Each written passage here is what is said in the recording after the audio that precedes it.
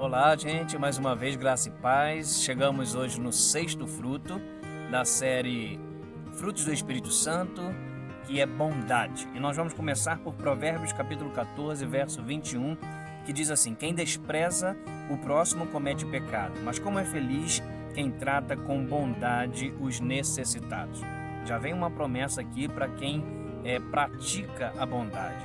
Como é feliz, olha aqui, como é feliz quem trata com bondade. Então, uma das colheitas de você agir com bondade é a felicidade.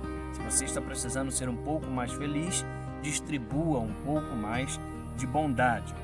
Agora, vamos ler aqui em Romanos capítulo 15, verso 14.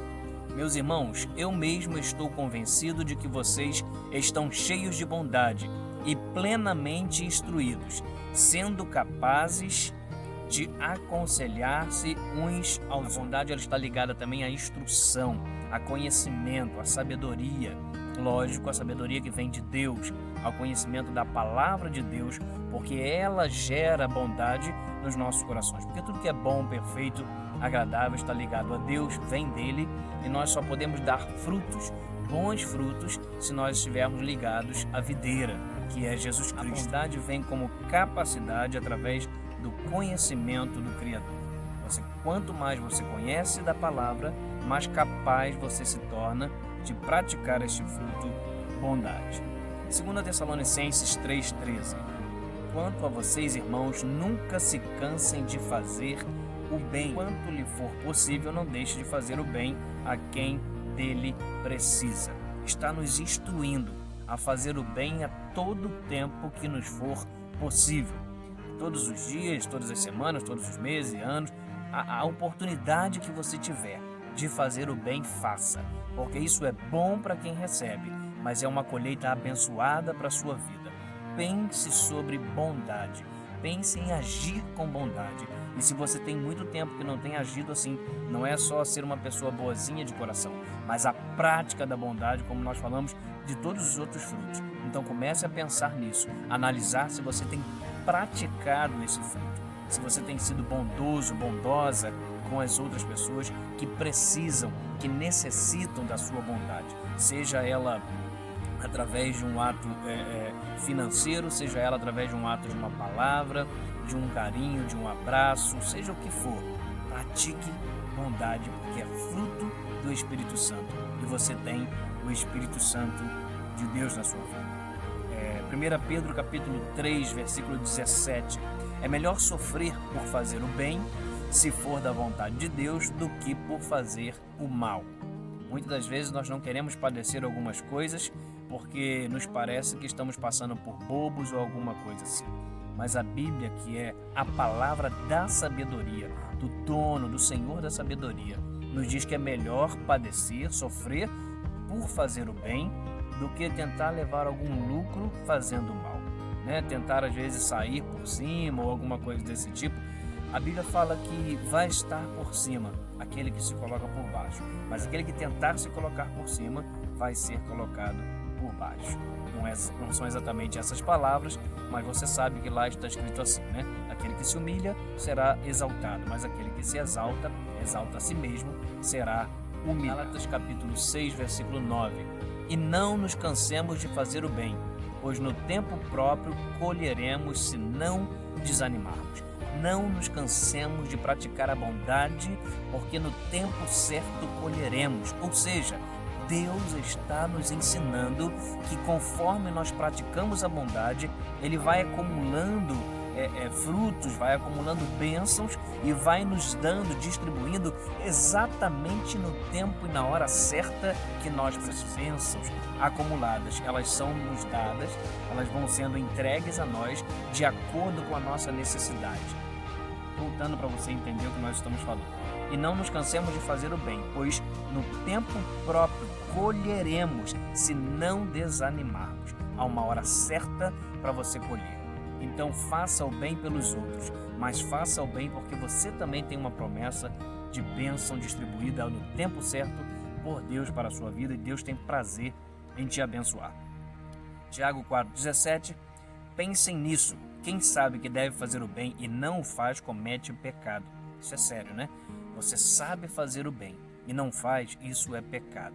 Então aquele bem que você sabe fazer, comece a praticá-lo com mais constância. Utilizar o dom natural e o dom espiritual que Deus te deu, porque isso é bênção para a humanidade. Sendo bênção para a sua vida, sendo bênção para o outro, é bênção para a humanidade. E vamos também contagiar as pessoas com esse ar, né, com essa atmosfera de bondade, para fazer um ambiente diferente, para fazer um mundo melhor.